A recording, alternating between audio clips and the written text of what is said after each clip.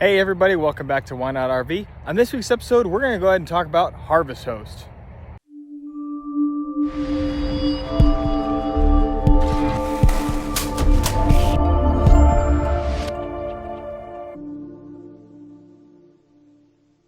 Remember, if you want to learn more and make less mistakes while RVing, be sure to hit that subscribe button, drop a like and a comment down below. I appreciate it. Thanks for watching.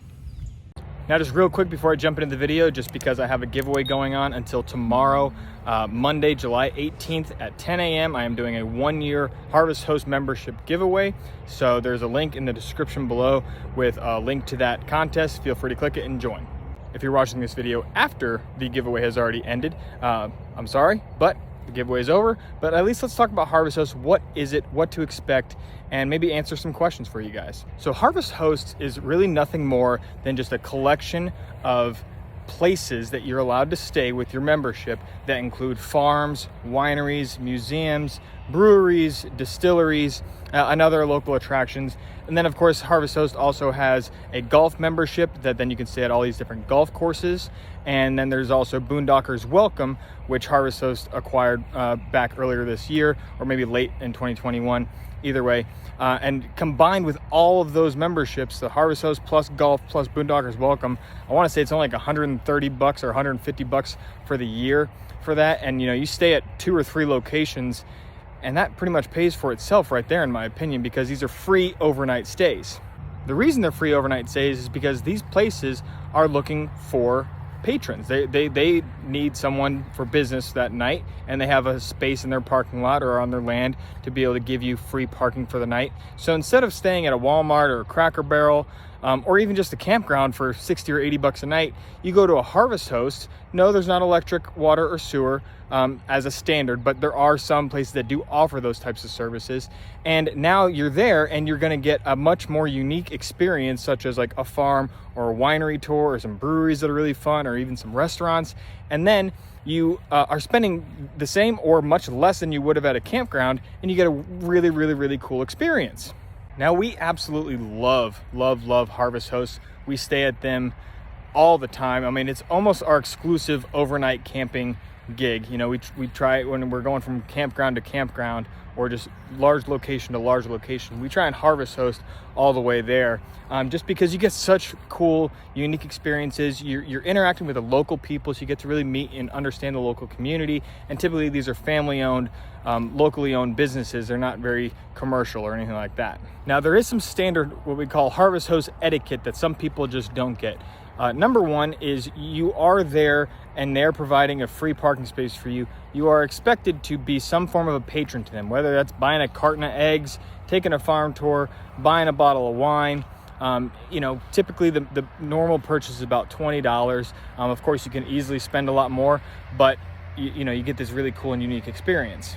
Now, another thing with Harvest Host, and we're going to say the etiquette of it is, number one, you have to have a fully self-contained RV.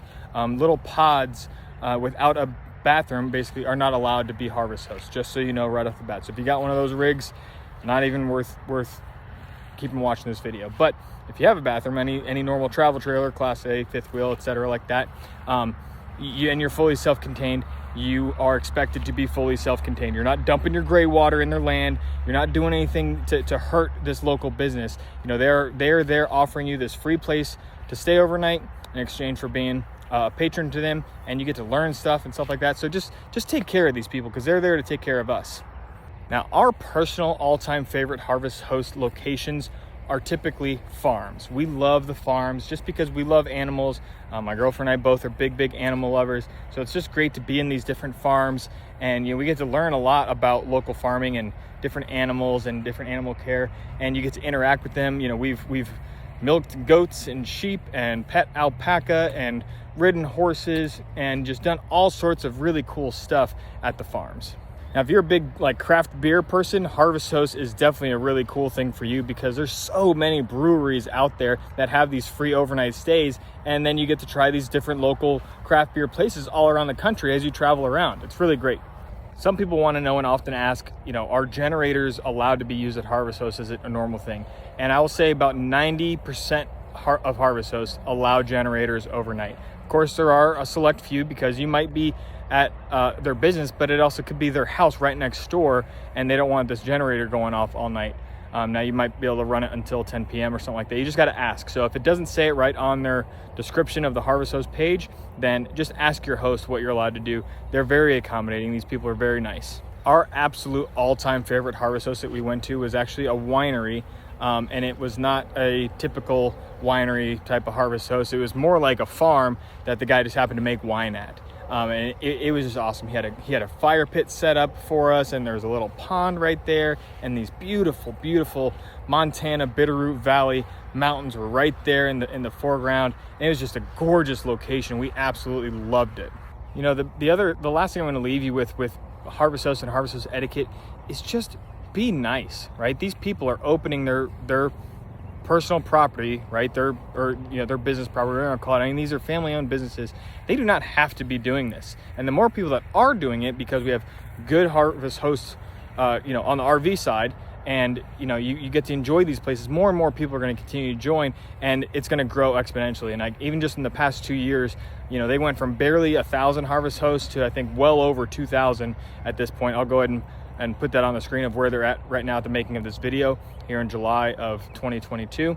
But check their website. They're always growing. But the only reason they're going to stay growing is if you take care of your hosts, because so many people, just like Walmart parking lot is getting destroyed. People leave their trash, they dump their gray water, they're just inconsiderate, they let their dogs just run around, kids go crazy screaming, and it just is not a fun experience for those hosts. And then guess what? They end up stop hosting. I've been to several Harvest Hosts that they say, oh, you're actually my last one because I'm unsigning off because this and this happened and something happened on my property. And it's just like, gosh, come on, people. Take care of your hosts so that they can take care of us and continue to grow and continue to offer us places to stay.